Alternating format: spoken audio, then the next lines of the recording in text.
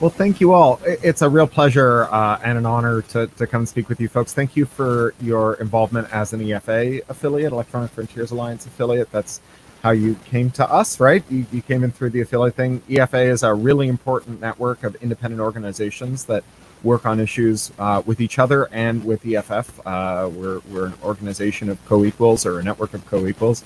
And the work that you folks do is really important. And it's EFF is just one organization. We need lots of people. Yeah, good. You got your colors.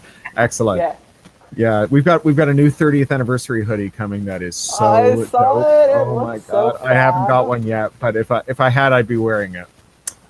So I'm going to do a talk. I actually gave a version of this talk yesterday at Hope. I hadn't quite figured out that these are going to be so close together. I hope that it's not redundant. But yeah, if you missed me at Hope, you got me today at Midsummer Nights. And it's a significant talk because normally the way that this goes is, I have a spiel I give that's related to the issues that are going on in the world, and you give it and you get better at it, you practice it, you revise it, and things happen in the world, and maybe you do a big refactor every now and again. But it's your thing. And that's not this talk. About a month ago, I was doing another talk, and I was looking up the history of the free software movement, and specifically like when the GPL came about. And I just got a kind of bolt between the eyes where I realized that what I thought about when I thought about software freedom was through this extremely time-bound lens of like 2020, and that there was a bunch of important historic context that puts it in a completely different light. And that led me on this kind of journey where I found myself calling up scholars that I knew, Pam Samuelson, Benjamin Mako Hill, Rebecca Giblin in Australia, all kinds of people, Seth Schoen at EFF, and saying like, this is where my thoughts have taken me now. Is this crazy? Like, because it's not quite the way we talk about this stuff. And they were like, no, that's a really good way of putting it. I haven't really thought of it that way. And so finally, I've been calling it jokingly my grand unified theory. And I wrote it up for Locus magazine last week. I do a column there. It's the science fiction trade magazine. I do a column for them, and they let me write about whatever I want. I do 6 a year. It has to be, about 1,000 words or more. And I was like, how much more? And they were like, whatever you feel like. So I wrote them a 5,000 word column that is the outline. It's if you've ever met a Marxist, this is the Grundrisse of my Capital, my outline for this idea that will someday be a bigger thing. And I've talked about it in public exactly once, and that was yesterday. And today I'm going to do it again. I'm going to read you this column. Or use this column as the basis for a talk. You can read the text of it in Locus magazine in about 6 weeks. And no further ado, here we go. The column is called IP. So this crowd definitely has heard of open source software, and you're into the politics of this stuff, so you've also heard of free software. You probably know a little bit about the underpinning ethical debate that we all think about when we think about the difference between open source and free software. And I've been involved with this stuff since the last millennium. And even I never really understood what was going on in the background until recently. It happened when I was looking up the history of the first free software license. And I had this revelation that transformed the way I think about this stuff, which is significant because to a first approximation, this stuff is all that I think about. So some background. Free software, you probably know, it has its origins with an AI researcher who became an activist, a guy named Richard Stallman, who started a project called the GNU Project in 1983, and out of that came the General Public License, the GPL. The GPL is a computer license, copyright license rather, for computer code for programmers who want to share their work. When you release code under the GPL, that means that anyone else is free to run your program, study your code, improve your code, and publish their improvements. The GPL, this copyright license for software, arrived at the same time as copyright for software was arriving. Prior to 1983, software was not really considered copyright. It was considered a functional work. And as a functional work, it wasn't entitled to a copyright. Copyright only adheres to a creative work. Here, I'm just going to adjust my mic a little. Copyright only adheres to creative works, and copyright was considered functional and therefore not eligible for a copyright. In 1980, there had been some changes to the Copyright Act that paved the way, but what the really big bang thing was a lawsuit called Apple v. Franklin in 1983, and that created the first limited copyrights for software. When you chose to apply the GPL to your code, you could lock it open and ensure that not only could others build on it, but that no one could take the work that you are all building together and lock it up again and take it for their own. Now, today, the act of licensing your code as free software is a mark of forbearance. It's a way for a software author or a company to signal to others that they will not seek legal sanctions against anyone who creates new programs that can read and write their formats, or that can interoperate with their program, or that fork off their whole program and make a new one that competes with it directly. To make your software free is to promise that the people who interact with it will have freedom, freedom in the sense of free as in beer, or free as in speech rather, even if it's not always free as in beer. Now, in 1998, free software underwent a revolution. That's when a more business-oriented groups of technologists and entrepreneurs got together, and they decided that the term free software scared business people because it implied, on the one hand, that you couldn't charge money for the software, and on the other hand, that there'd be some kind of messy freedom that wasn't necessarily a thing that, if you're in business, you really are concerned with. So these people, they coined the term open source as an alternative to free software. And in doing so, they stress the instrumental benefits of allowing other people to scrutinize your code. When other people get to scrutinize your code, they can find the defects in it, the things that might allow third parties to do malicious things with it, the things that might make it run slowly. With enough eyeballs, all bugs are shallow. So let's go back to 1983 and that birth of free software. When free software was born, it wasn't clear, the free software copyright was brand new. It wasn't clear what kind of software could be copyrighted, and it wasn't clear what you could or couldn't do with software that was copyrighted. Software patents were basically unheard of and very, very hard to secure. The terms of service that came with shrink wrap licenses, these are licenses that you quote unquote agree to just by opening a box or running some programs, doing anything sort of normal and unsuspecting that doesn't look like the kind of agreement that you make when you get married or sign a contract or do any of those other things that we mean when we say agreement. Those terms of service, they weren't considered enforceable either. There was no law against going around DRM or copy controls. And the para-copyrights, these kind of exotic legal theories like the one that Oracle is advancing as they sue Google to make API syntax copyrightable, those didn't exist either. They hadn't come into existence yet either.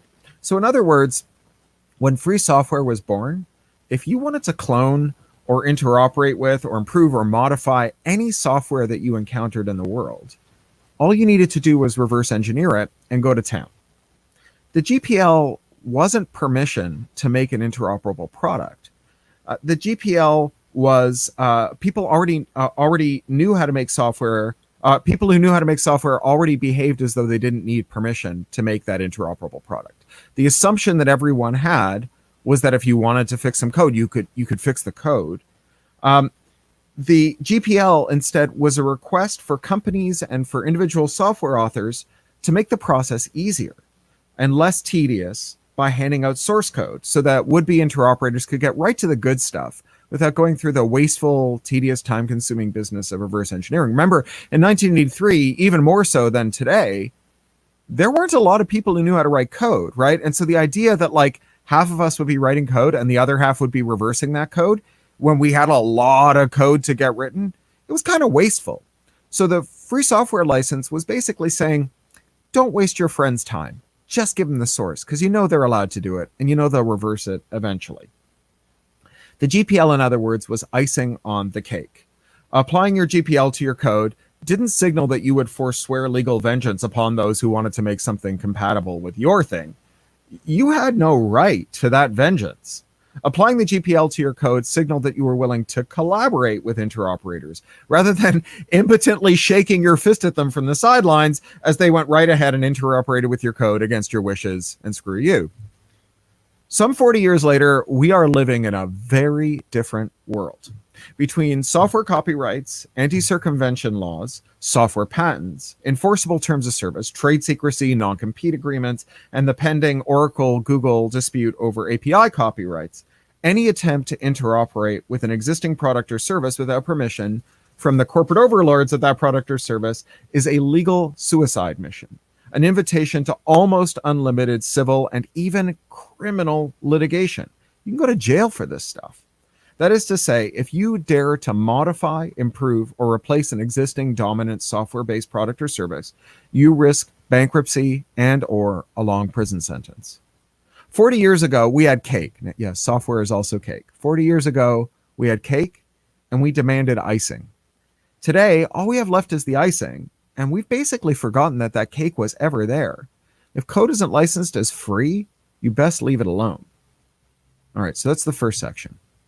The second section is about interoperability. So what is interoperability? The term is a nerdy, technical, obscure term. It's closely related to a more familiar, less technical term, compatibility, but it has a different gloss. The two aren't exactly equivalent. In a technical sense, interoperability describes two products or services that can work together in some way. Whether that's opening a Word document in GDocs, or using third-party ink in your printer, or replacing your watch band, changing the stereo that came with your car. Interoperability is a broad, universal, essential characteristic present in all of our technology. Interoperability is the default state of the world.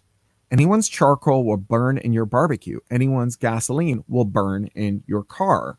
Any manufacturer can make a light bulb that will fit in your light socket. Now, some of this is down to standardization. Manufacturers, academics, interested parties, they gather in these standards development organizations to make the process simpler. Like, they'll describe the canonical thread characteristics of the light bulb screw, or the best way to compose an HTTP request, or how the fittings underneath your toilet should work so that you can just plunk a new toilet on the pipes that come up out of your floor. This certainly makes interoperability a lot easier. Think about the standards for paper. You know, we have weight standards, grams per square meter, GSM. We have size standards. In the US, that's like legal letter foolscap. In the EU and the rest of the world, where they're a little more sensible, it's like A1, A2, A3, A4. And that means that any paper that you get will work with your printer, and you don't have to like cut it to size. But if you decide to make it run in your printer, you can trim it. A failure to standardize can make life hard for everyone. Early Australian rail barons were engaged in fierce competition with one another, and they decided to lay railroad tracks at different gauges so that across Australia, you couldn't get a rail car from one country to another, because where one network met the other, the rails were different widths apart. They call this the multi-gauge muddle. And those barriers to interoperability, they're not insurmountable. If the paper doesn't fit the envelope, you fold it. If it doesn't fit your printer, you can cut it. In Australia, there have been hundreds of proposals for multi-gauge rail cars that can like suck up one set of wheels and drop down another set that run at a different gauge. And though no one's ever built them, it's, you know, not hard to imagine how you could. Instead, they've done something that's ultimately probably going to be more reliable and cheaper. They're just tearing up railroad tracks and putting down new ones at a standard gauge. Interoperability lowers your switching costs. That's the cost of leaving behind whatever you're using now in favor of something that you think will suit you better. So my grandparents emigrated to Canada in the 40s from the Soviet Union, and when they did, they incurred a very high switching cost. For more than a decade, my grandmother couldn't talk to her family back in Leningrad. The only way that she could contact them was by word of mouth with the odd person who got a visa to visit the USSR. Now, contrast this with what happened to me 5 years ago. 5 years ago, I moved from London to here in Los Angeles. Now, we are in routine contact with my in-laws in London and my in-laws in Wales and my family in Toronto. In fact, I'm missing my family Zoom call just to be with you guys. We do that every week. My laptop and my books, they all came with me. You can see them around me. And while we left most of our appliances back in London because they ran on a different voltage, we did take a few of them with, things that we really liked, and then we just put new plugs on them or got transformers or adapters. Our switching costs were a lot lower than my family's were a generation ago when they were Soviet refugees. Companies really like high switching costs for the same reason that the Soviet Union really liked high switching costs. If you're a would-be monopolist, the best product is one that is seductively easy to start using and really hard to stop using. As there's been litigation against Purdue Pharma for their blockbuster product OxyContin, there's been lots of internal memos leaked and revealed through litigation in which you see these pharma executives like rubbing their hands together and talking about just how easy it is for people to get started using oxys and how hard it is for them to stop. Addiction is not the only way to raise switching costs. Think about Facebook. Facebook makes it incredibly easy to get started. Historically, they even went so far as to deceptively invite you to upload your whole address book to them so they could immediately enmesh you in a network of all of your friends who already started using Facebook. Once you're on Facebook, it's really easy to go out onto the public web and grab links to articles and put them inside of Facebook. And you can even use Facebook to follow friends on services like Twitter that expose themselves to the public web. So Facebook lets you follow friends who aren't even on Facebook.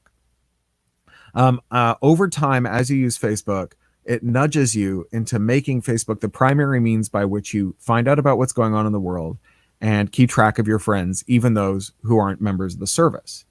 But when it's time for you to leave Facebook, there is no easy way to do so. You can't go to a rival of Facebook's and follow what your friends on Facebook are doing. You certainly can't reply to what your friends on Facebook are saying from another service. You've got to log into Facebook to be part of their conversation. Interoperability, that's the principle that allows Facebook to slurp in all that stuff from the open web. That's the key to self-determination. Leaving Facebook in the 21st century is like my grandmother leaving the USSR in the 40s. You can go, but your friends and loved ones are all hostages behind Zuckerberg's Iron Curtain. So leaving Facebook means leaving behind your communities and your relationships. Now, obviously, that's not as hard as kicking Oxy, but it's not easy either. And your presence on Facebook, that's the reason someone else isn't going. So your hostage on Facebook is part of the reason that someone else is hostage on Facebook. Now, here's the thing. Everybody in the world wants to minimize risk, whether that's employers or workers, big tech, or its users. You want Google. You want to use Google in ways that make your life better, and you don't want Google to be able to arbitrarily change or remove services in ways that make your life worse. Ask me how bitter I am about the removal of Google Reader all these years later. Now, Google wants to make sure that you won't leave the company or its products or services. It could make this happen by producing the very best products or services that are so delightful and engaging that you have no reason to want to leave them behind. But a surer and cheaper way is to interweave its products and services with your life. So making sure that your kid can't go to a public school without getting a Google account with Google Classroom that you can only monitor from your own Google account.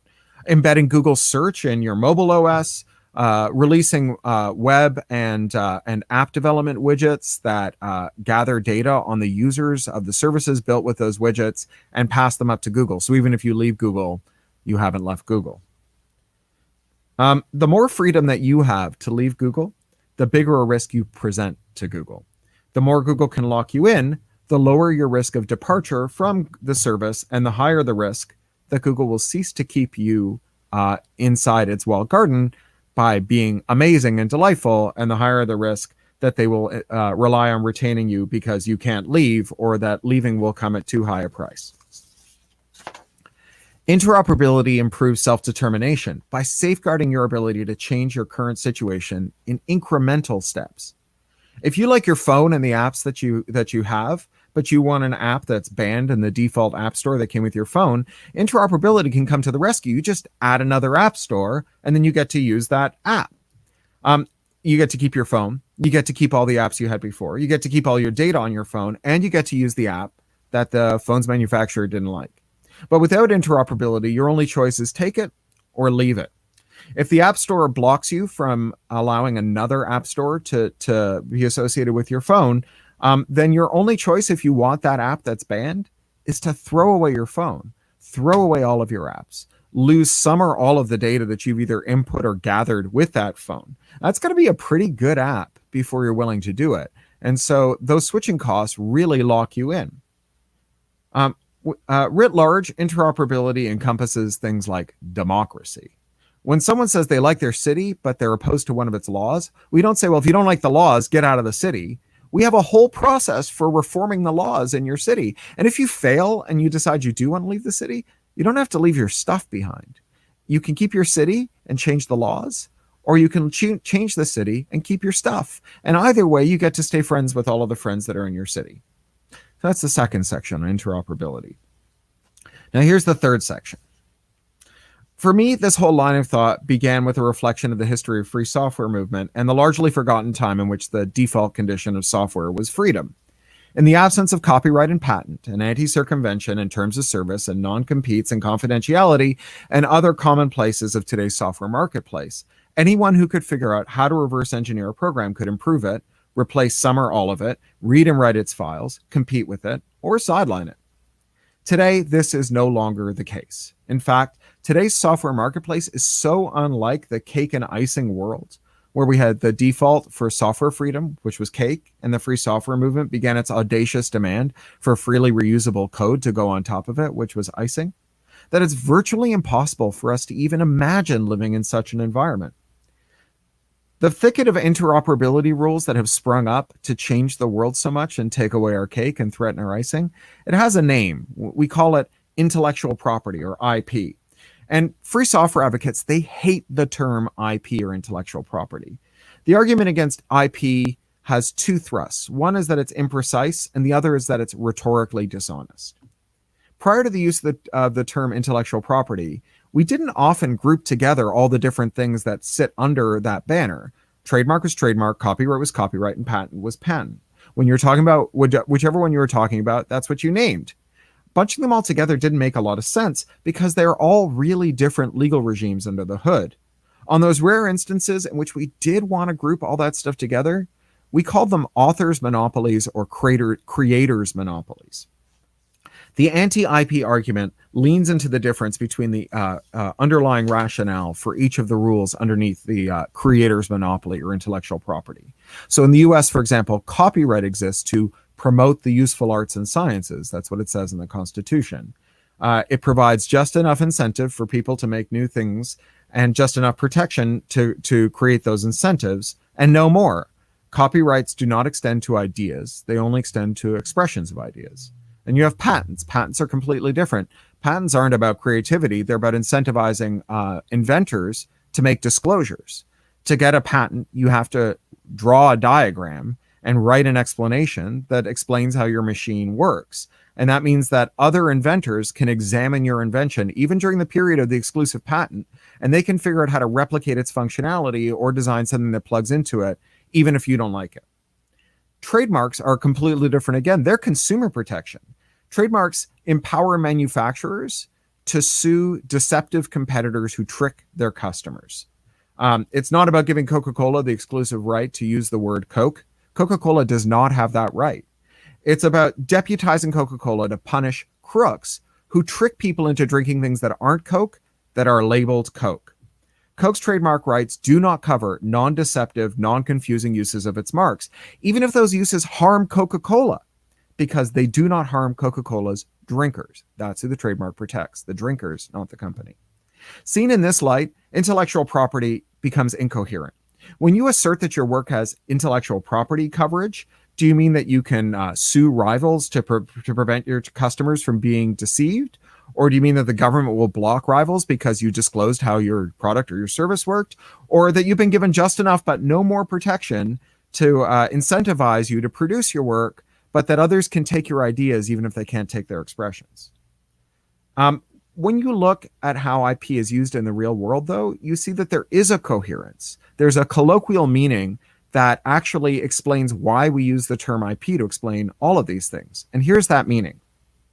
IP is any law that I can invoke that allows me to control the conduct of my competitors, my customers, and my critics. That is, in a world of uncertainty, where other people's unpredictability can erode your profits or mire you in scandal or even tank your business, IP is a means of forcing other people to arrange their affairs to benefit you, even if it costs them. There are some ways in which this is absolutely undeniable. Think about DRM. DRM is used by, say, printer manufacturers to force you to buy printer ink at sky-high prices, even though the printer ink itself is not special and you can buy it from someone else. And DRM allows the manufacturer to stop other people from reverse engineering the chips that verify what kind of chip they have. DRM also allows companies to decide who can fix your product and to monopolize the repair of your product and to decide when it's time to throw it away. So companies like Apple and John Deere and even Medtronic, who make the most common ventilator in the world, they all use DRM to stop people from fixing their own stuff which allows them to say, oh, no, that's not fixable. You have to throw it away and buy another one. Or copyright laws ban tampering with, beg your pardon, copyright laws ban tampering with DRM, making it a serious jailable felony to provide others with the tools to bypass it. Section 1201 of the Digital Millennium Copyright Act, Article 6 of the European Union Copyright Directive, Bill C-11 in Canada, and even a new law in Mexico, the new copyright law that was just enacted earlier this month. They all make it very dangerous to build tools that bypass DRM. Now, these are all copyright laws, but tellingly, the ban on breaking DRM is not limited to copyright violations. Bypassing DRM to get your printer to accept third-party ink is not a copyright violation. You're not reproducing the printer's code. You're not reproducing the traces on its board. But even though you are not breaking copyright when you jailbreak your phone, you're still breaking copyright law. The law bans legal conduct if you have to break DRM to engage in it. That's not copyright. It's felony contempt of business model. And it's not just DRM. Think for a moment about this font, Goldman Sachs. Goldman Sachs was released by the global finance giant supervillain Goldman Sachs, and they give it away. It's a copyrighted work, and it comes with a copyright license, and that license contains a non-disparagement clause. That is to say that when you download it, you agree that you won't criticize Goldman Sachs with it. Goldman Sachs doesn't need copyright to protect its IP. It doesn't need it to stop you from copying it. You're allowed to copy its font. You're allowed to use its font. Goldman Sachs needs copyright so they can boss you around, so they can tell you what you may and may not say. The risk to free expression and self-determination have always been latent in copyright and patent and trademark, and so these laws have always been designed with escape valves to minimize these risks. Each one has its own escape valve, that theoretically stop IP owners from using their rights to take away your rights.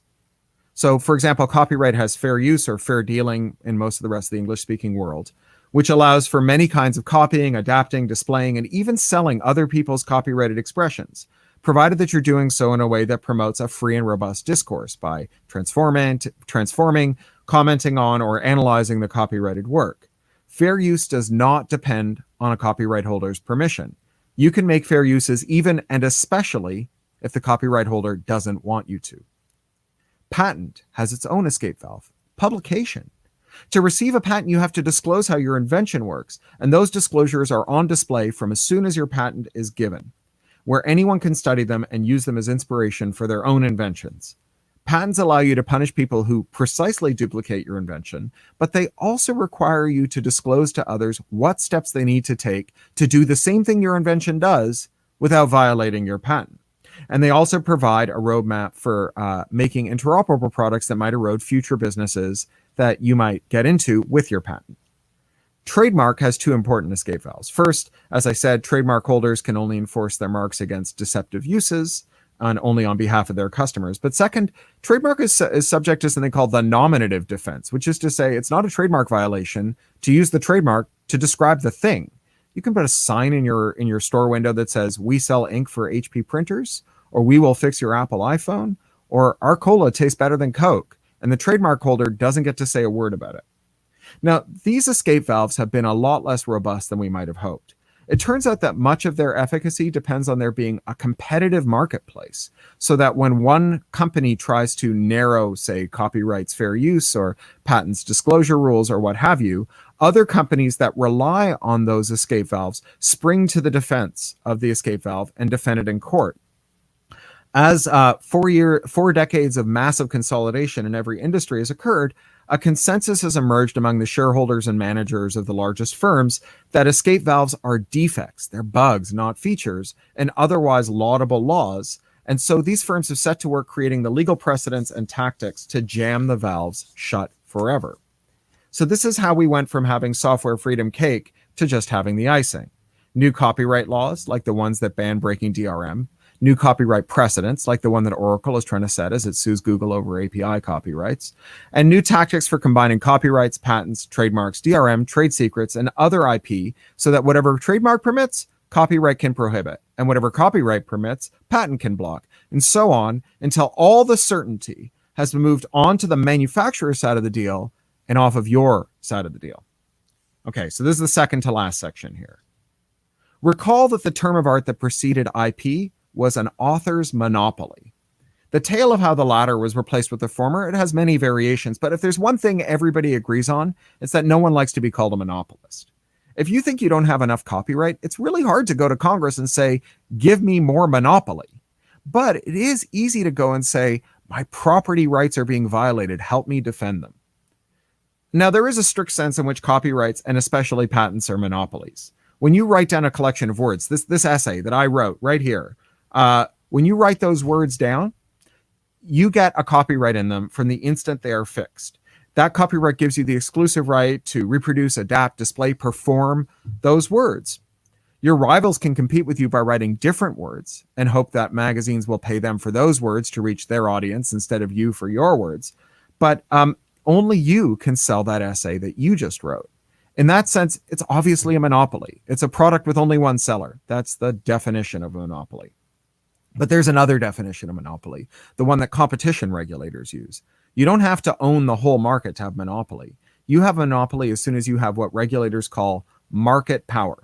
And market power is the ability to set prices without having to worry about your competitors, the ability to operate as though other people's wishes don't matter and they have to listen to what you say and you don't have to listen to what they say. And I beg your pardon. So think about like how HP gets to sell you ink and charge you very high prices for it. HP doesn't have monopoly, but they do get to set the prices. They do get to use IP. They get to use DRM law to punish people who make interoperable cartridges. And also HP is in an industry that's so concentrated that everyone else has the same scam. So the people who bristled at having their copyrights called authors' monopolies, they have a point. It's a rare author who gets to have market power, who gets to set their own prices, walk into their publisher and say, here's how much money you're going to pay me. And if you don't like it, you can go pound sand. I mean, you can go and say that to your publisher. Your publisher will show you the door. There are a few superstar exceptions, but they're rounding errors. In the main, having a copyright does not give you market power. However, there are actual market power monopolies in the sense that regulators talk about them in the entertainment industry. For example, there's like one movie theater chain, AMC, about to go bankrupt. There's 3 record labels. There's 4 publishers, soon to be, or 5 publishers rather, soon to be 4, because Simon & Schuster is also about to tank. There's 1 national brick and mortar bookstore, and there's 1 digital bookstore, and they control also the entire market for audiobooks, like 90% of the audiobooks. And how did those monopolies emerge? Well, in some ways, they emerged the same way all the monopolies did. We have monopolies in energy, eyewear, finance, automotive, aerospace, accounting and auditing, civil engineering, and logistics. And they all came from one thing: lax antitrust enforcement. 40 years ago, we decided that companies should be allowed to grow by buying their nascent competitors before they could grow to be a threat, like Facebook did when it bought Instagram. We decided that companies could merge, like AT&T did when it merged with, T-Mobile did when it merged with Sprint. And we decided that companies could acquire vertical monopolies, as Google, Facebook, Universal, and AT&T all have. But entertainment monopolies, they're very special monopolies because they also consist of a bunch of aggregated authors' monopolies. Monopolies are durable in a way that market power is not. If you're like Universal Music and you control half of the music that anyone who wants to record music would have to license in order to sample, then anything that they do to get around the bottleneck, it's not clever entrepreneurship. It's a copyright violation. You can have them sued for trying to get around your creative monopoly, your market power monopoly. That is to say, if you're in banking or aerospace, you can get sued for being anti-competitive. But if you're in publishing or movies or music, you can sue other people for being pro-competitive. So the result is a monopoly that controls access to distribution channels and audiences, and that can invoke the power of the state to fine or even imprison people who challenge the monopoly. And tech is moving in on some of those entertainment monopolies, but only to establish its own monopolies. Think about Kindle Unlimited and Kindle Originals from Amazon. Every one of them comes with DRM that is locked to Amazon's platform. Removing that DRM is a felony. Even the author is not allowed to remove that DRM once it's been applied by Amazon. And so forever, even beyond the duration of the copyright, those works remain locked into Amazon's platform. The longer we go, the more of the audience is trapped inside of Amazon's walled garden, and the harder it is to reach that audience without surrendering your copyrights to them. If Congress gives you more copyrights, Amazon will just take them as part of the contract. It's like if your kid is getting beaten up for their lunch money, you won't get them fed by giving them more lunch money. The bullies will just take that lunch money too. And so every author who wants to reach the audience that Amazon has trapped has to surrender their copyrights. The more copyrights Amazon has aggregated in this way, the more thoroughly trapped the audience is, and the more authors there will be who surrender their copyrights to them. Authors' monopolies are not market power monopolies, but if you aggregate enough authors' monopolies in one place, you can turn them into a market power monopoly that is backed with the power of the courts and the prisons, and that accumulates more authors' monopolies every time someone enters the captive marketplace. So this is the big finish. Thank you for your patience. I'm about to get to the end of it. So you probably heard network founder Marc Andreessen's aphorism that software is eating the world. Andreessen is wrong. Software has already eaten the world, past tense. If there was ever any doubt, the pandemic has surely erased it. Lockdown, viewing the world through these screens. How can we doubt that software has eaten the world, that there's any distinction between human rights and digital rights? There's no more software freedom, there's just freedom. Software is expanding relentlessly into every device and system, from ventilators to tractors, from toothbrushes to sex toys, from refrigerator filters into money itself. And wherever we find software, we find IP. Software deployed to control the conduct of competitors, critics, and customers in such a way that overlapping systems of laws can be invoked to punish anyone who bypasses the software. The combination of software and IP in every device is a sea change for the organization of our society. As firms have become increasingly concentrated, as monopolies have emerged in every sector, they've also figured out how to infuse their products with just enough software that they can invoke IP to control their competitors, their customers, and critics. These are market power monopolies backstopped by creative firms, which create IP rights that supercharge their market power. All of this, it's just the curtain raising. Software isn't just a way to put IP into otherwise inert objects.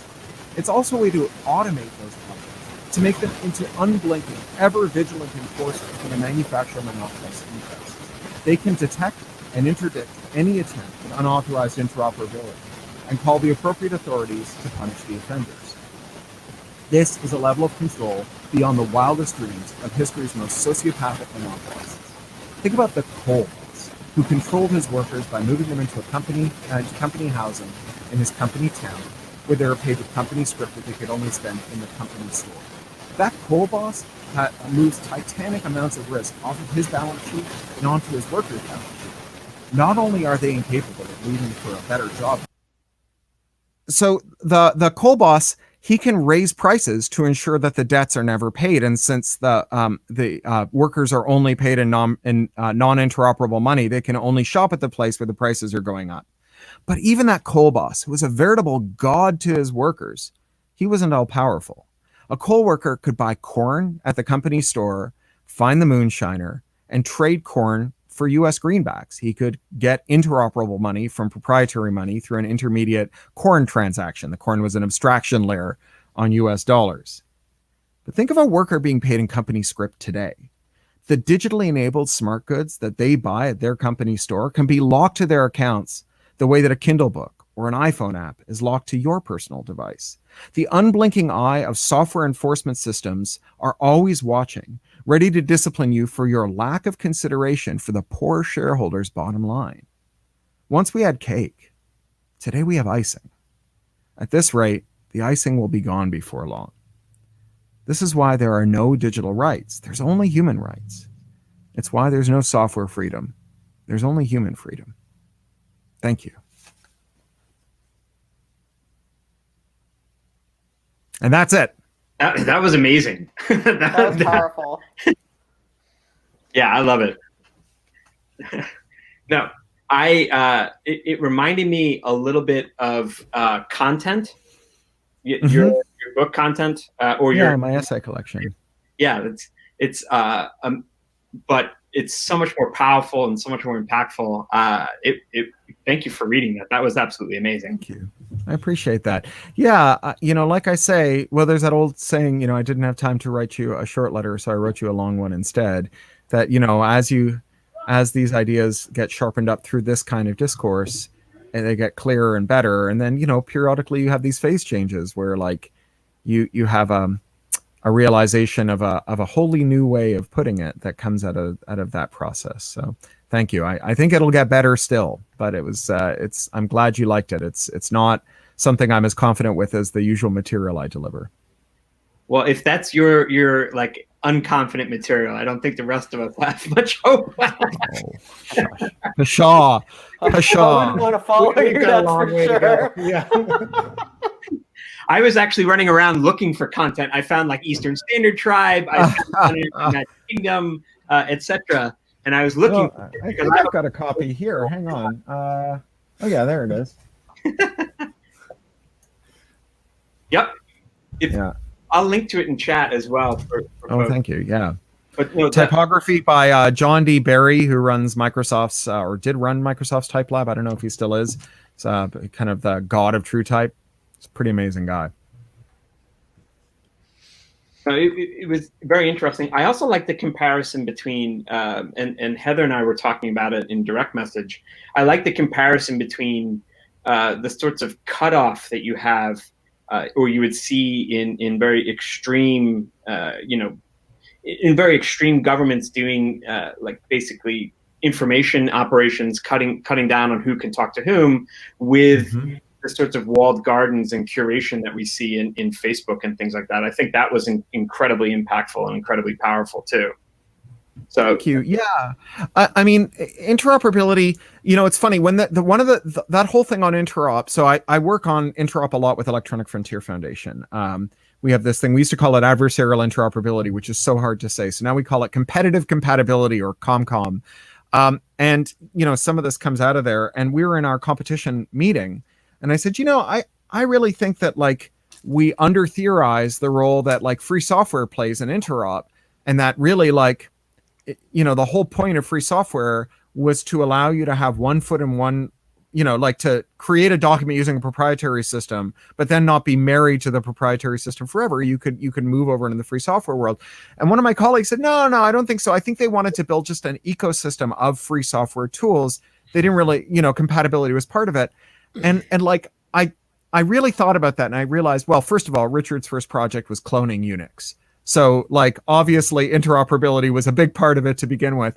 But you know, I remembered I was at a dinner once that he was at, and someone at the dinner was talking about how much they like Flash as a tool of software freedom because it let people who didn't understand software make code. And he said, well, you have an obligation to make a runtime for that code so that they can have both kinds of freedom.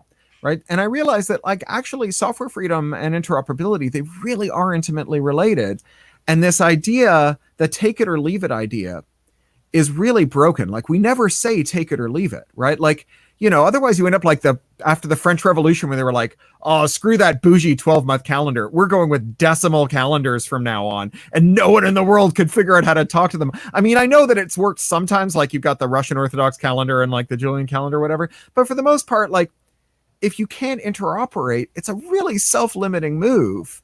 You know, and particularly in 2020, like imagine if you tried to go with a decimal calendar, what it would mean for your, like, you know, whether or not your router's timestamps could be read, you know? Yeah. Basically tying yourself into something that is effectively an anchor at that point. You force people into it.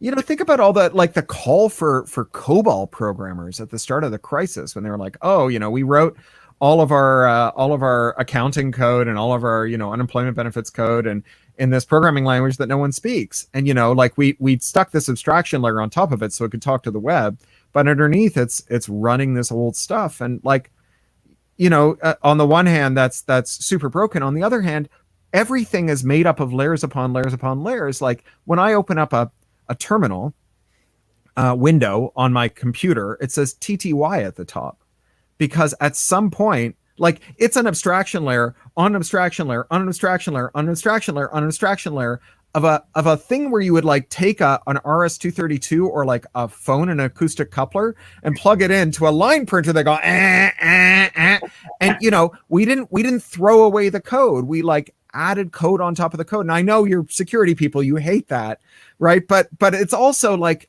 you understand why it's there, right? That even though there are like manifest problems with it, we don't throw it away, right? Like we keep it, evolve. like, yeah, we evolve. That's right. Yeah. I don't know. I want to go back to corn as an abstraction layer. That was my favorite part. Like, that's corn is an abstraction. Yeah. Yes. Yeah. That's completely valid, right? Sure. The same idea, right? Yeah. You could just got to round trip it through this other thing, like if you want to, you just, it's like Web 2.0 for company stores, right? You've got like, you've integrated the moonshine, you've taken the moonshine object and dropped it into your workers company housing shack. Oh, this got really dystopic really quick. Yeah. Although I do have a question. Sure, go ahead, Heather. We kind of mentioned like Microsoft, and like I remember I'm younger than pretty much everyone here. Sorry. I remember growing up and like the Microsoft Monopoly being this huge deal and like reading about it, and now honestly it's kind of like we've gutted ourselves. Like we've got this like I got mine culture, and I don't care if anybody else has to deal with that or if we, release IP to the public trust anymore. How do you fix that? Is this like we overturn Citizens United? Like, what would you do? Yeah, it's got to be an iterative process. Like clearly Citizens United has changed the way that we make laws. On the one hand, there's this like, there's one really important thing about antitrust, which is that almost all of antitrust enforcement is not about which laws we have. It's about how they're interpreted by the administrative branch. So, like the person sitting in the Oval Office just writes a memo and then you get different antitrust, right? Like, and obviously there are problems with whoever sits in the Oval Office and like influencing them is hard, but it's not like you have to get a law through Congress to make this happen, right? You just need to change how the administration views it. And the remedies are actually pretty simple. You can do things like ban companies from buying nascent competitors for the purpose of snuffing them out before they can grow to be a big competitor. And sometimes it's hard to know why a company is buying another company, but like Zuckerberg straight up said, we're buying Instagram because people are leaving Facebook. Right, like straight up said it. Like it wasn't like he whispered it to to his like Sheryl Sandberg in their secret lair. Like he put out a freaking press release that said it. Like we know, right? We know why they did it. So that's one thing. We can block companies from buying smaller companies.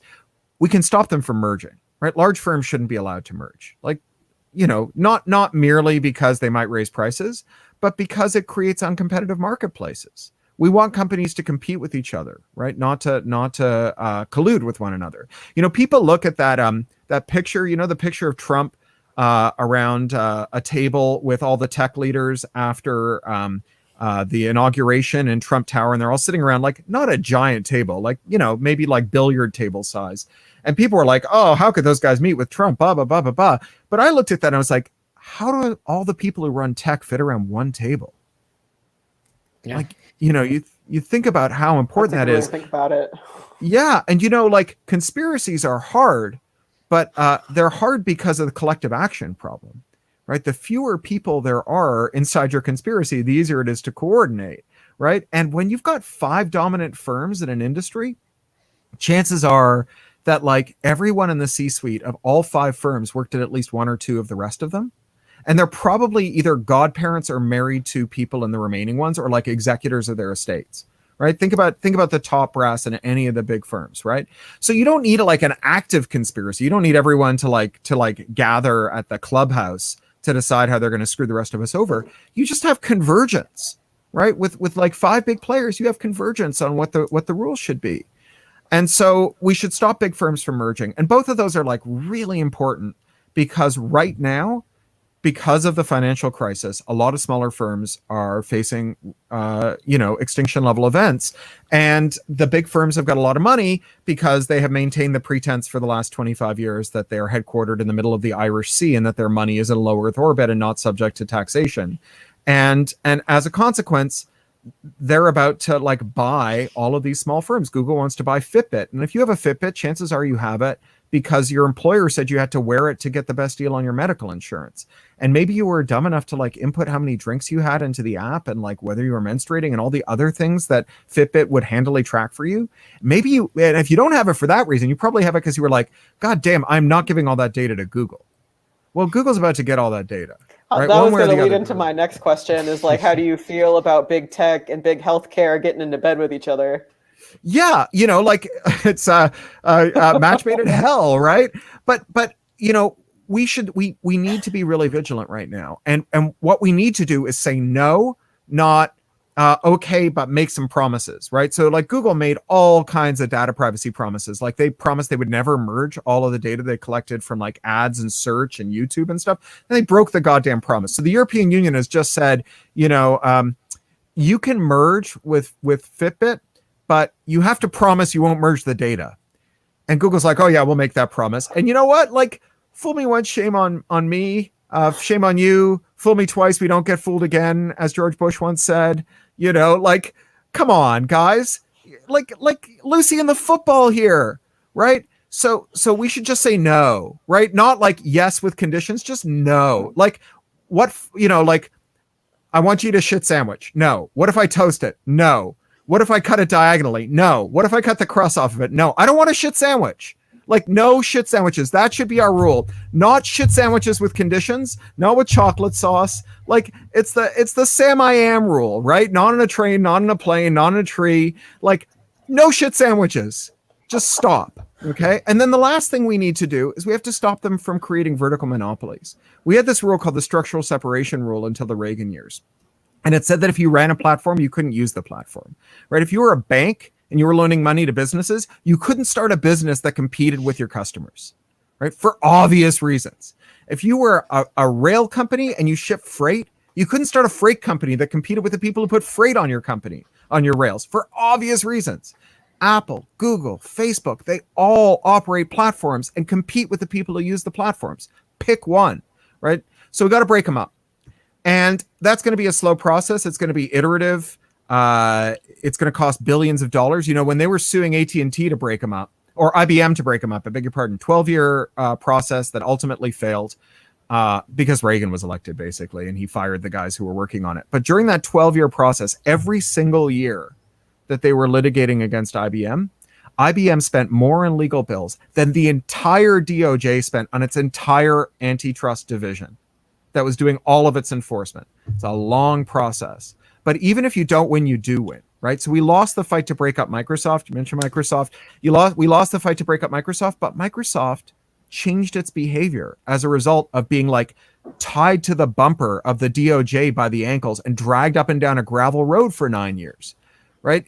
Bill Gates, if you've ever seen Bill Gates's deposition, it's on YouTube. He humiliates himself.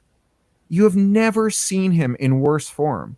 He is belligerent. He's stimming. It's an embarrassment. And he was humiliated by it. It was one of the first viral videos.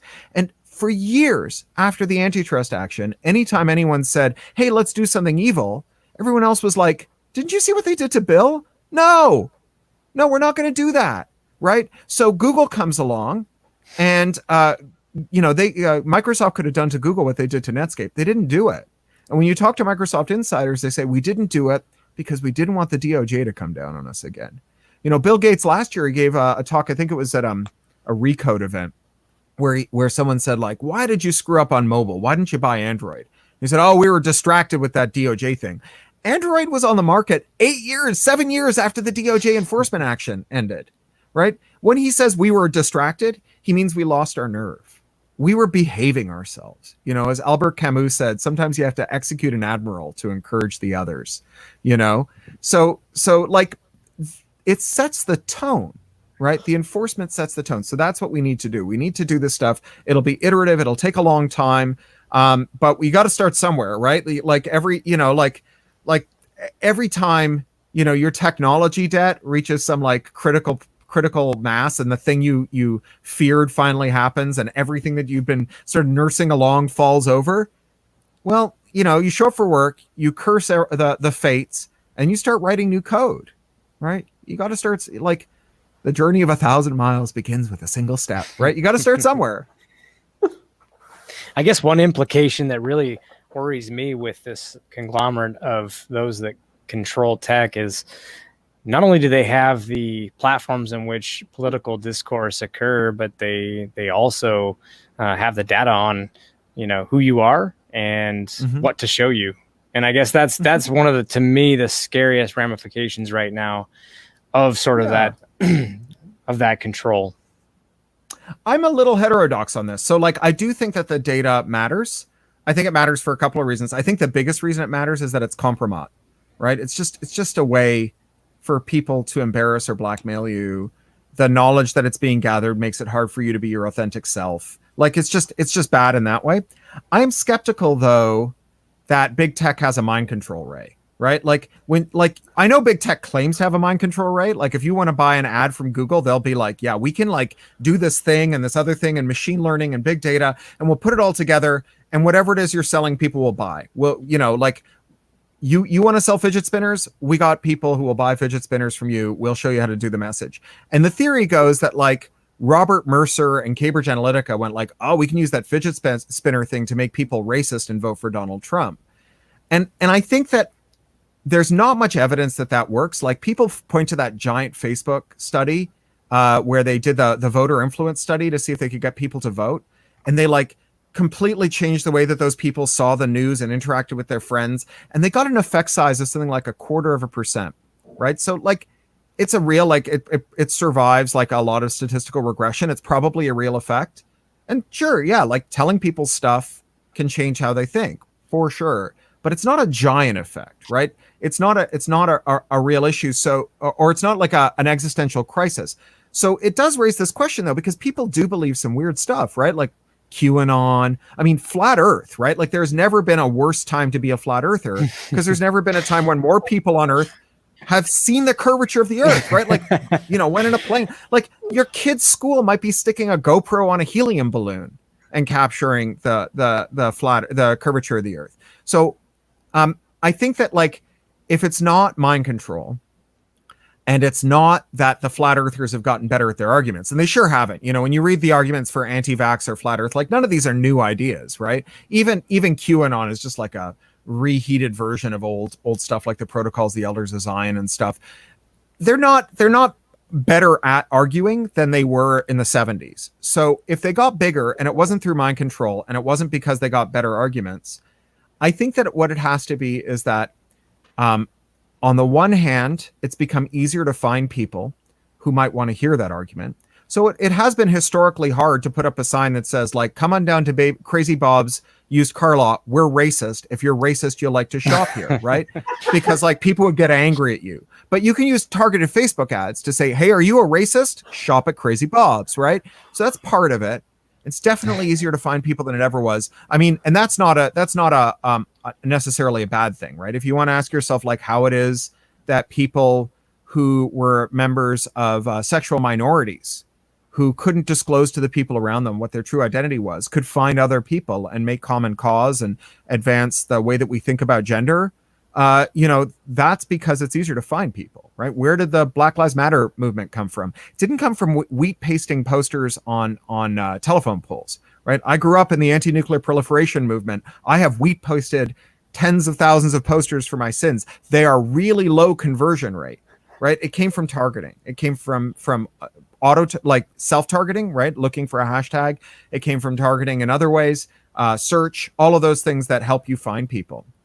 So I think on the one hand, tech is much better at finding people, and that's because they spy on us, right? So they know a lot about us. Find me cheerleaders who have been searching for new uniforms and let me advertise my cheerleader uniforms to them. That is a thing big tech can do for you. It's big money. Yeah. Yeah. And it doesn't have to work really well. I mean, you think about, like, I always think about the poor refrigerator company, right? Like, the median person buys one or few refrigerators. That's great. The median person buys one or fewer refrigerators in their whole life, right? So how do you advertise a fridge? Like, mostly it's stuff like, I put a billboard by the airport because refrigerators cost money and plane tickets cost money. So people who fly have money and they might buy a refrigerator, right? So that conversion rate is like 0.000000001%. And then like you're like, okay, I'm going to use big tech and spy on people who've looked at refrigerator reviews. And now your conversion rate is like 0.00001%. Still like 4 orders of magnitude better. I pay for that if I'm a refrigerator guy, but it's not a mind control rate, right? Like you haven't done a magic trick, right? You've just like, you know, found a correlate. Some of the correlates may be harder to find, and you know, a little regression in the machine learning can help you find them. But most of the correlates are actually pretty obvious, right? They're just like, I have cheerleader uniforms. I need cheerleaders who are looking for a new uniform, right? Like they're really straightforward. That's the bulk of that business. But the other piece is like, why are people willing to believe conspiracies? Like what has made those people there to be found? What makes that cohort so big? Because I mean, I don't have any way to demonstrate this, but I really do believe that more of us are willing to believe conspiratorial explanations for what's going on in the world. And I do think that has changed. And I think the reason it's changed is because there are more conspiracies that explain what's going on, and not conspiracies like QAnon, but conspiracies in the sense of corruption, right? Like how did the Sacklers manage to sell oxys and kickstart an opioid epidemic that made them richer than the Rockefellers and killed more people than the Vietnam War killed Americans in America, right? It's because the FDA looked the other way.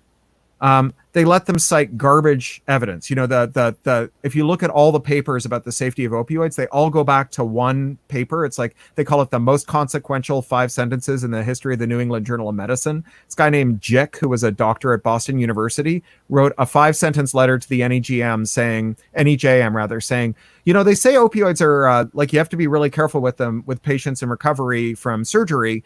But I've been a little looser with them, and I don't see the kind of addiction that you'd expect. Someone should really study this. And that is the thing that is cited in all the research that the Sacklers published to say, oh, no, everyone can take as much oxy as they want, right? So, like, the regulator's there's a healthy job bit of is... cynicism, basically. There's somewhat... So there's this bit of cynicism that comes from, like, actual events that have occurred and become public, and now everyone's connected, and they can see that.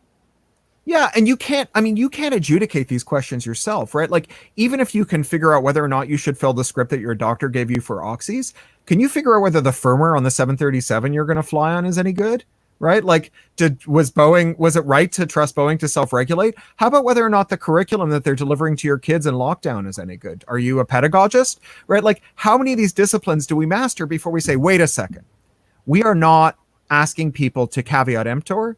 We are convening neutral truth-seeking exercises of independent experts who adjudicate claims from rival experts to try and figure out what's true. And we trust those people not because we understand the science, but because we understand the process, right? You have to recuse yourself if you've got a conflict of interest. You can't go work for the companies. The companies themselves are diverse enough that they don't have monopoly rents that they can throw at bribing you, right? Like that's the only way you can know what's true. Everything else is just like guesswork, right? It's just like find an expert, cross your fingers. And we did have one question here, which was, is it sort of the idea that and I've thought about this too, actually, the idea that, there is this, I think anyways, minority of the population that now based off of, and I don't think it's a nefarious, purposeful thing. I think it is very much, we have the data to target you, and it does it with this outsized voice, as it's put, with this ability to like that minority of the population, like to be able to target people that might slightly agree with them. Does that play a part, or is it totally. just a situation of there is like this hidden population of sizable, or a sizable population that's hidden that doesn't really talk about their horrible beliefs in some cases. Right. Well, so no, it's definitely the case that if you have a megaphone, you can reach more people, you can convince more people, you can drown out people who might otherwise convince people that you're wrong, right? Like all of that stuff matters. And one of the ways that it matters is that when all of our conversation takes place within a couple of silos, if you can figure out how to game the silo, if you can get to the top of the search results or get a topic trending or figure out how to game Facebook algorithms, then you can you can own the information space. You can drown out competing voices. You can create what Data and Society calls a data void. Like when I go to Google and I type in how long is the Brooklyn Bridge, and I get an answer that's off by 20 feet, it's not a feat of mind control. It's just that there's only one place where we go for answers.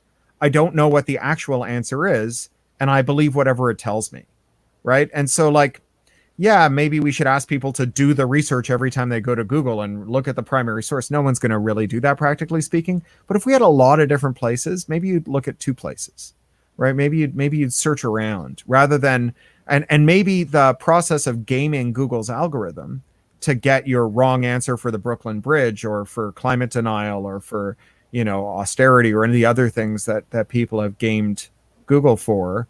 Maybe you would have to replicate that feat so many times that it would be less effective. That's a good point. And we have another question here, which is a really good question. What can a regular person do to sort of fight, to go against the grain of, seeing that one sphere? Well, I'll tell you what you can't do. You cannot shop your way out of monopoly capitalism. Right? Like, that's the point. You cannot shop your way. This is actually one of the great crises of 40 years of neoliberalism is framing everything in terms of personal responsibility, right? Like, are you worried about the climate? Why aren't you recycling? Right? Like you can recycle all you want and your city will still drown, right? These are systemic problems, not individual problems. And systemic problems are hard to fight, but there is good news. So there's a copyright scholar called James Boyle, who teaches at the University of, he teaches at Duke University, runs the Center for the Public Domain. And Jamie has this idea he calls the knowledge ecology. And it comes from the ecology movement. He says that, in the run up to the coining and the currency of the term ecology, we had people who cared about a whole bunch of different issues. Like some people cared about whales, some people cared about owls, and some people cared about fresh water or the ozone layer. But they didn't really see themselves as being part of the same movement. They were like, those guys are doing good work too, but we're not on the same side. The term ecology took those issues and welded them together into a movement. And the movement changed the world and continues to change the world. I mean, it remains to be seen whether it will save the world, but certainly better than it would be if we all thought of those issues as atomized. And the thing about monopoly is that by definition, it's got a lot of different people who aren't very happy with it.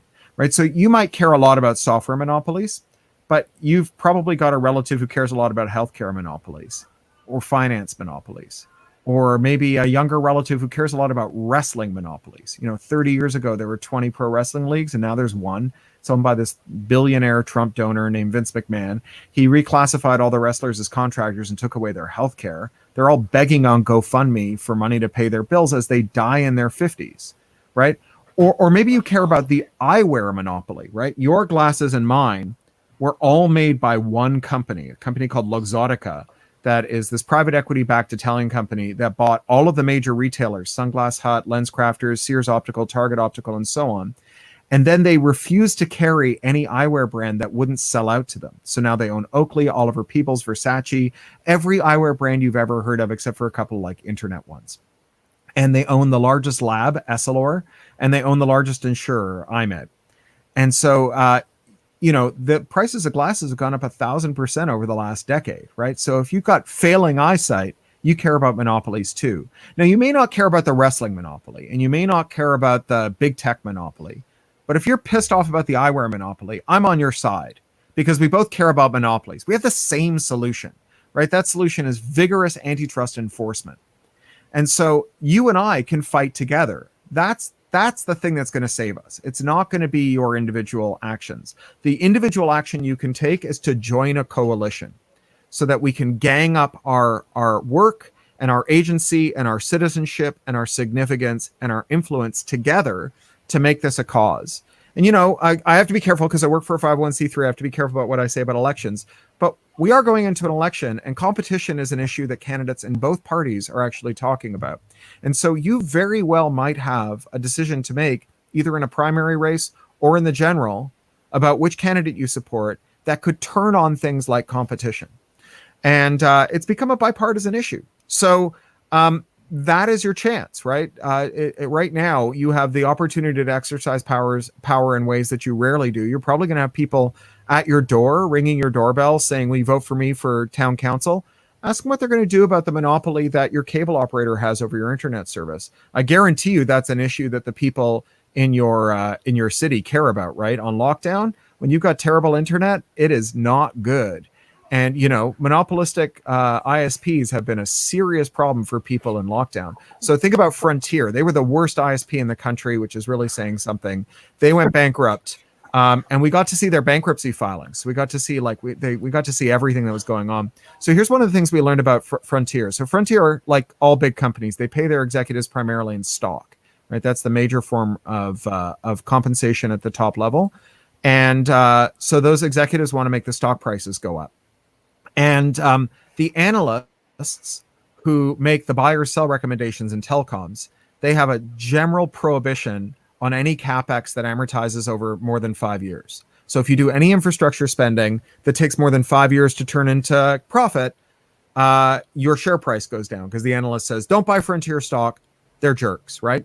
So Frontier had 1 million households that they could have profitably connected to 100 megabit fiber and earned a $1.9 billion return over 10 years on a $1 billion investment. $900 million. Which they did not spend, they did not earn, right? They chose to leave it on the table. They jettisoned the chance of earning that $900 million, and they left those people on 20th century copper loops that are delivering DSL speed in a pandemic lockdown because they didn't want to affect their share price. So you know what? When someone rings your doorbell and says, hey, I'm running for city council, what can I do for you? What do you care about? Ask them about Charter or Comcast or AT&T, and ask them why your city isn't building a fiber loop and giving everyone there 100 megabit fiber. I live here in Burbank, California. It's a little 100,000 person city just outside of LA. It's in LA County. It's where all the studios are. Because all the studios are here, we've got a really good fiber loop. The city put out a bond, built a thing called Burbank One. It's a 100 gigabit fiber loop. It runs under my foundation slab. I am stamping my foot on it now. I have Charter, because the deal with Charter doesn't let Burbank connect my house. Even though I pay business tax because I run a business out of it, it's not zoned commercial. So Charter has the monopoly on providing me. It's $100 a month. Charter CEO was the 4th highest compensated CEO in the country last year. He didn't give his service techs who come into your house to fix your stuff PPE. Instead, he gave them vouchers for discounts on restaurants that had closed during the pandemic as a way of compensating them for hazard pay, right? Oof. So, that's my bread and butter issue. Ouch. So this is your chance, right? I can't tell you to vote Democrat or Republican because I work for a 501c3, but I can tell you to vote for pluralism, to vote for antitrust, to vote for trust busting, to vote for fair economic fairness. And that is not a partisan issue by and large. That there are people on both sides of the aisle who care about it. Wow, that was a great answer. Wow, that is a great answer to that question. That was amazing. Yeah. Really not much else to say to that, right? Thank you. Everyone has the choice, and do your research and go vote. Go vote. Yeah, voting matters. I don't get to vote. I'm a Canadian. The way that I get to vote is by telling you to vote. Right? It's we're Canadians are like serial killers. We're everywhere and we look just like everybody else. Well, how about that? How about that? Hey. Well, Cory, we appreciate it. We appreciate your time, your thoughts, and thanks, guys. Just the support as well, coming on and helping us with this conference. It's been an amazing experience, and it's been great to have you on. I appreciate it. You know what? Before I go, it occurs to me I should plug my new books. Yes, please. So I don't even have them near me. Hang on one sec. Hang on. I'll grab one of them here. I'm not as mercenary as I should be, obviously. So the first thing. Welcome to the team. Yes. Yeah. I wrote a picture book. For little kids. It's called Posey the Monster Slayer. It's about a little girl who's like a maker. She's a toy hacker, and she repurposes the toys in her bedroom as monster killing weapons, field expedient monster killing weapons. But she won't go to bed, so her parents are slowly turning into zombies. And they're the only monster that she can't defeat. It's got a beholder in it. Check it out. She maces it with bubblegum scented perfume. So Posey the Monster Slayer, it's from First Second with Pardon Macmillan. They do all my books. Illustrated by Matt Rockefeller. The other thing is that there's a new edition of my novels, Little Brother and Homeland. Those are my kind of infosec-y, civil liberties books. And the new edition has got both of them in one set of covers, and it's got a new introduction by Edward Snowden. And one of the cool things about the book Homeland, the sequel, is if you watch the Snowden documentary, Citizen 4, the one that won the Academy Award, as he's like bugging out of his hotel in Hong Kong and grabbing stuff and sticking it in his bag, one of the things he grabs is Homeland and sticks it in his bag. So it was really cool that Ed agreed to write this intro for me. And the reason my publisher brought out this new edition of Little Brother and Homeland is there's a third Little Brother book coming out in October called Attack Surface. And Attack Surface is about a woman who works for a malware company, like a cyber arms dealer, like Palantir or NSO Group or Blackwater. And she spent her whole career like hunting jihadis as a military contractor at a forward operations base in Iraq, and then working for like ex-Soviet dictators in the former Soviet Union, putting down pro-democracy movements. And after a while, she can't live with herself anymore. And she decides she's going to go home to Oakland, where her best friend is running a successor to Black Lives Matter and is being hunted by the same cyber weapons that she developed. And it's full of like IMSI catchers and countermeasures, adversarial machine learning and adversarial examples to disrupt facial recognition algorithms, binary transparency, and open ledgers to catch malware injections in the supply chain, and all kinds of like super deep infosec-y topics that are presented in a way that I hope makes them accessible to normies. Well, I just purchased one of them, and I'm in the process of getting more of them. So that is awesome. Great. We've got the links up there for the viewers, so they'll be able to go into, and we'll put it into our Slack chat. Yeah, as well. Very exciting. Thank you. You and Ed Snowden. Yes. They're amazing. All right. Well, thanks, guys. Thank you, Cory. Thank you. Thanks again. Bye. Thanks for your thoughts, and we'll talk. Thank you so much. Oh, one more thing. Of course. Yes. If you are a Mexican national or a Mexican resident, Mexico just passed a terrible copyright law that imports all the worst aspects of U.S. copyright law and then some, including prohibitions on security research where you have to bypass like a bootloader to get at it. It looks like it has an exemption. It doesn't have an exemption. The exemption only applies if it's like good faith for the sole purpose and non-commercial, and it's basically impossible to use the exemption. We've had the same one in the US for 22 years. No one's ever managed to use it. We have until the 31st to get the Mexican Human Rights Commission to look into this law, and they can just invalidate it at the stroke of a pen. There's a petition for this. If you go to EFF.org, you will see a post that I put up just before this talk that analyzes the speech dimensions of the new law. It's part of a series. I've got 6 posts going up this week analyzing the law. And at the bottom of every one of those posts is a link to the petition. Please, if you're in Mexico, if you know Mexican people, if you are a Mexican citizen, please, please, please get in touch. We have a chance to invalidate this law. Terrible law. That's the URL. All right. Thank you, everyone. Thanks. Bye. Bye. Thank you.